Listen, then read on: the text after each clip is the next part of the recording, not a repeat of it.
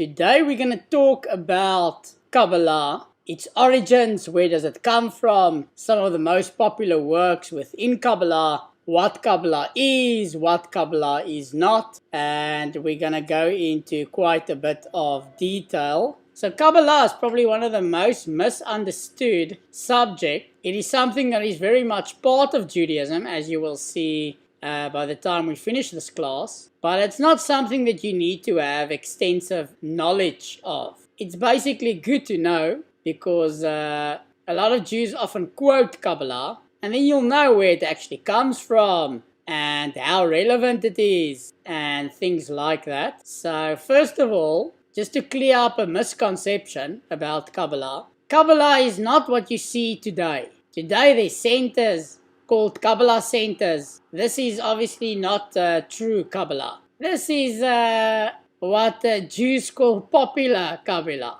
which is basically not Kabbalah at all. So what is Kabbalah exactly? So as discussed in some of the other videos, is in the Torah, there's 4 ways to interpret the Torah, which is remembered by the phrase pardes, which means an orchard. The P stands for Peshat, the literal meaning. The Reish stands for Remes. The Dalet stands for Drosh, which we covered in last week's video, Midrashim. And the last way to interpret the Torah is called Sod, which is the hidden, the secret aspects of Judaism, or as it's often called, Jewish Mysticism. And I've seen a lot of videos online about Kabbalah, which is just basically not true. A lot of people say it's a modern invention and it's something that's very new. But in fact, Kabbalah is very much part of our tradition and it goes back all the way. And we're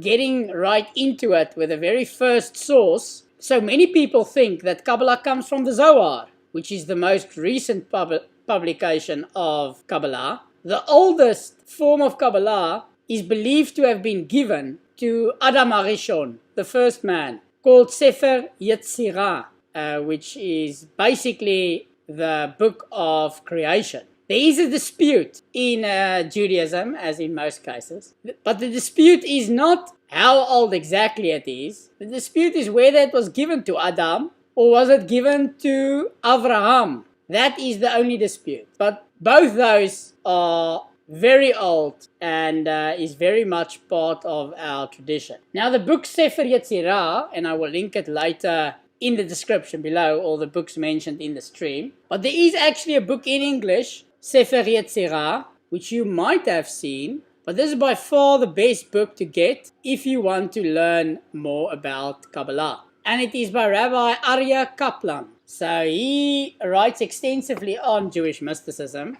and also on Jewish meditation. This is the very first book and it basically deals with creation. How did God create the world? It's also Midrash that says God looked into the Torah and then created the world. That the world was created with the Aleph Bet. Similar like programming today with the zeros and the ones. So that's how the world was created. And that is why speech in Hasidic movements or people that follow Kabbalah heavily is more important. And then there's also the concept in there of the 10 Sefirot, which you might have heard of, which is the emanations of God. God is one. It's a Jewish concept. God is not more than one. He's not 10, he's not 3, he's not 2, he's one. But God has different attributes to him. Some people get confused with the 10 Sefirot. There's actually 2 older works which many people don't know about. And a lot of the things that I'm going to quote from this book, which is from Koren Publications. And it's called the Concise Series. Machshava.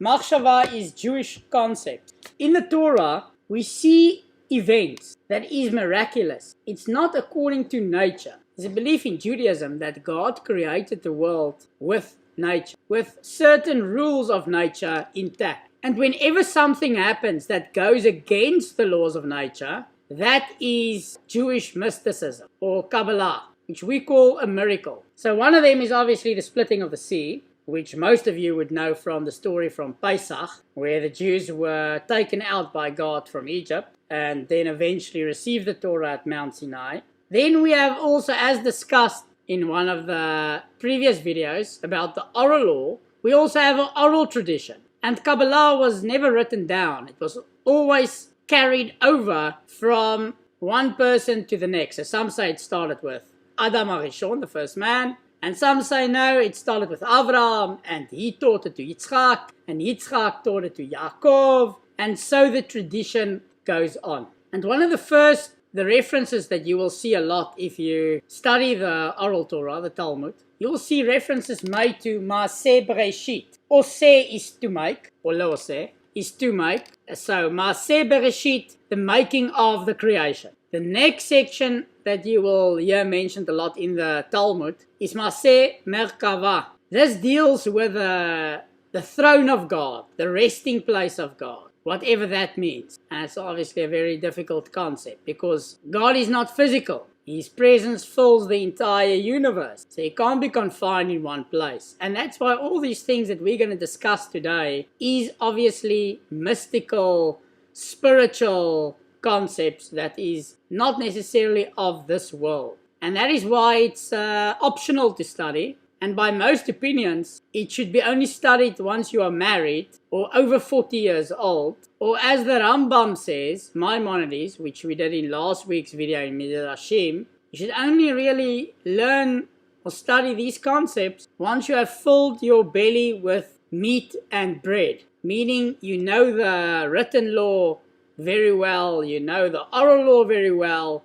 Then you can start delving into these concepts that's contained in Midrash and in Kabbalah. And the reason for that is we are not living in Olam Haba. We are not living in the spiritual world. We are living in Olam Hazeh, this physical world. And thus, we are more concerned with things that we can do practically in this world. The mitzvot, the commandments that God gave us at Mount Sinai. And that is what we are concerned with. There's a midrash where it says that the angels was not happy that God is going to give the Torah to the Jewish people because they said it's something holy, and they said that the people that receives this book, they will stray from the book and from the commandments. So it's better not to give the book to human beings, but rather keep it in the spiritual world with the angels. So Moshe, according to the Midrash, God told Moshe, what can you say to the angels? The angels are saying,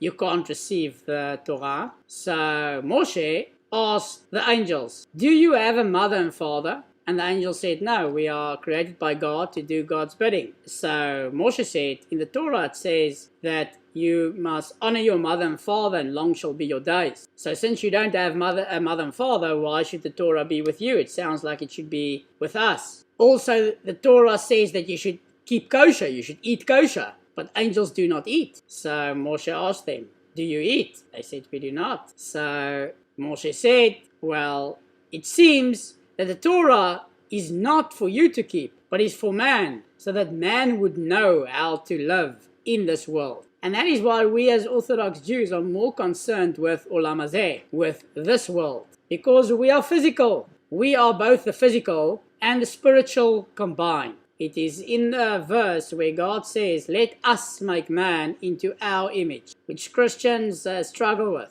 But there's a very basic explanation from the Ramban, Nachmanides. Who is the us that God talks about in the Torah? God is talking about what he has already created. So according to Rashi, he's talking to the angels, taking counsel with the angels. And from that, Rashi learns that before you start any big project, you should consult with people before you start any big project. But according to the Ramban, which for me makes a lot more sense, Nachmanides, he says it's easy. The us is the earth, God speaking to the earth. You will give raw material to create the physical aspect of man, the goof, the body, and I will blow into the nostrils of man a living being, and thereby he will become a living soul, a neshama, and these two aspects will join together to form the human being. And eventually, it says in the Torah, you will die, eventually when you're 120, B'ezrat Hashem, God willing, and your body will return to its source, who gave it, which is the earth, back to its raw materials, and the soul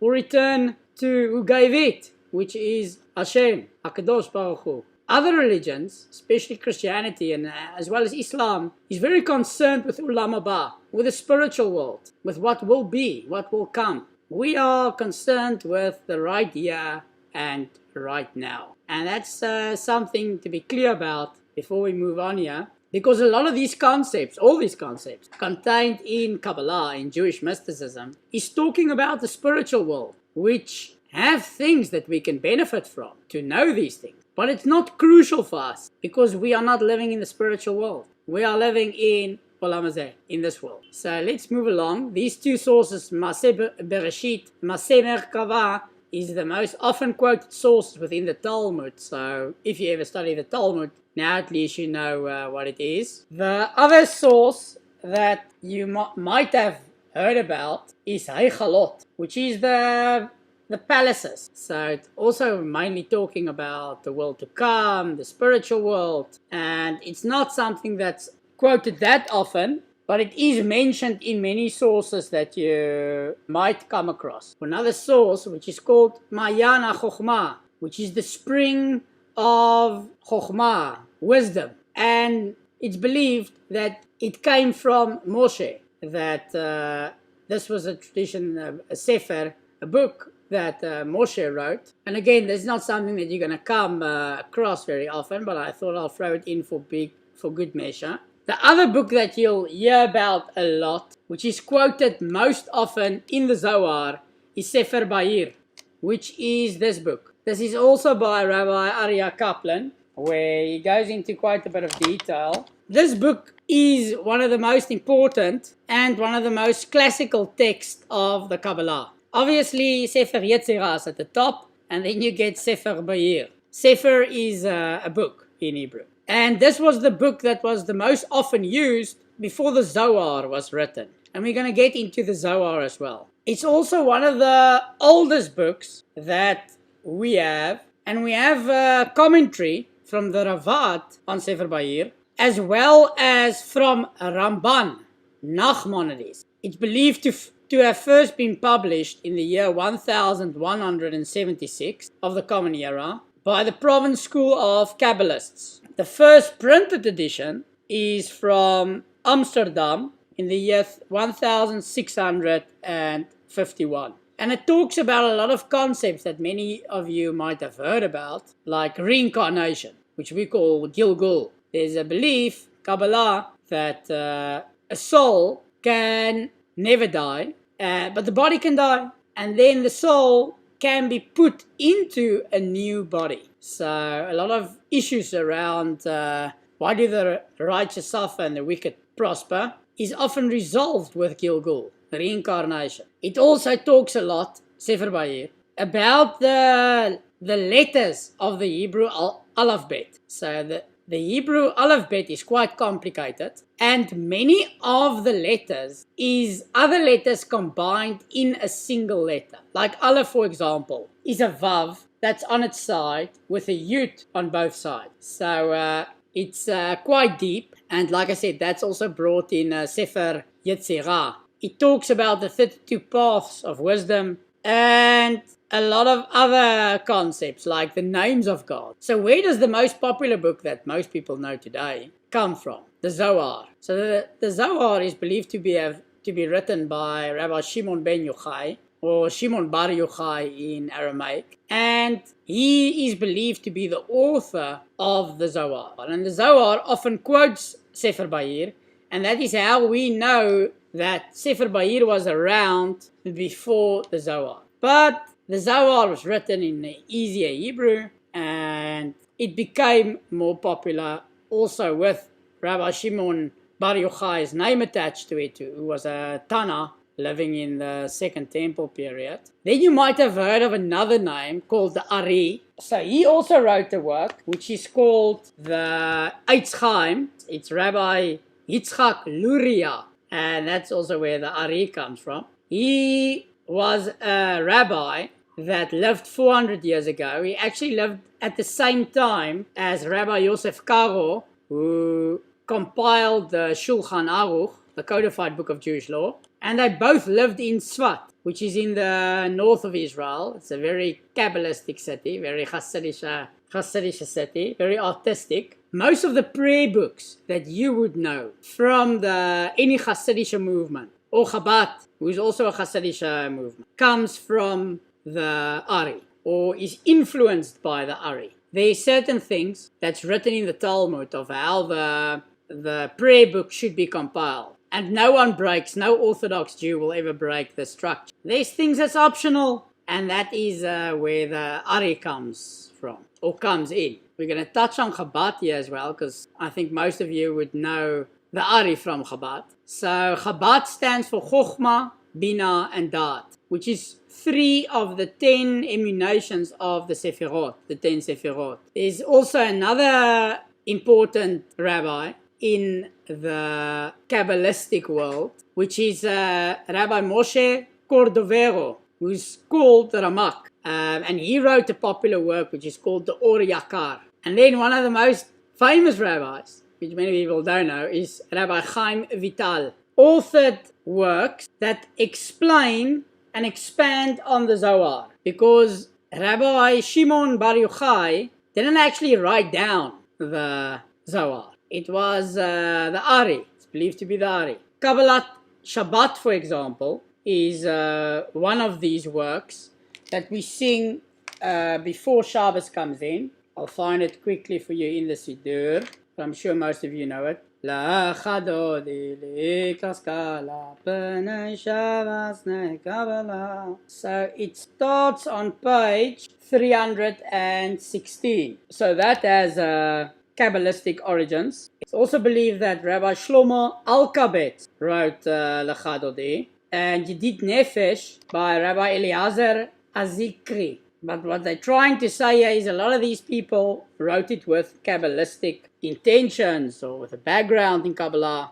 So let's sum it up. So basically, Kabbalah is the mystical aspects of Judaism, which is called Sod, and you should actually only study it once you're over 40 and married, and you've already filled your belly with bread and meat. Meaning you already understand and know well the written law as well as the oral law. So that's also the Shulchan Aruch. But it's not something that we as Jews base our lives on. And that's the last point of Kabbalah. Is a lot of people, unfortunately, quote things from Kabbalah and says that that is what you should believe because it's Kabbalah, or that is what you should follow because it's Kabbalah. And I'm going to give you a very simple example. So, in the Talmud, in Masechet Brachos, the very first section of the Talmud dealing with blessings, it has a section there of how we should position our beds when we sleep. And there's a debate whether it should be north to south or whether it should be west to east. And the Chassids, people that follow Kabbalah, position their beds west to east. But the Shulchan Aruch says it should be north to south. And that is something that I think very few people unfortunately know, because lack of study, is whenever there's a Jewish law that tells us to do something in a certain way, that is the way that we should do it. So if there's an opinion of Kabbalah that's the other way, we go by Olam Hazeh. We go by this world. So yes, maybe spiritually it's better west to east, but we are not living in the spiritual world. So that's, I would advise anyone listening to this, is it's good to know that there is Jewish mysticism. And it's good to know these concepts. A lot of the things talking about things that's not from this world that's discussed in Kabbalah, like heaven, hell, reincarnation, names of God, the throne of God, creation, how was everything created. I mean, I find it fascinating, but it's not the main thing in Judaism. And that is why I would caution everyone that thinks they are learning Kabbalah, that most likely it is not Kabbalah. Because Kabbalah is something that you can only learn from a teacher, from a rabbi who has studied Kabbalah, who is a Kabbalist, a real Kabbalist, not a Kabbalah Center Kabbalist. So, and to find these rabbis are rare. For them to teach you will be rare, even if you are 40 and married, because you must know the written law very well as the oral law. And there is very few people that have that basic understanding down. But we should focus on that what he gave us to do in this world, which is the mitzvot, and also on interpersonal relations, which we are going to cover in next week's class, which is Musar and some of the most popular works of Musar.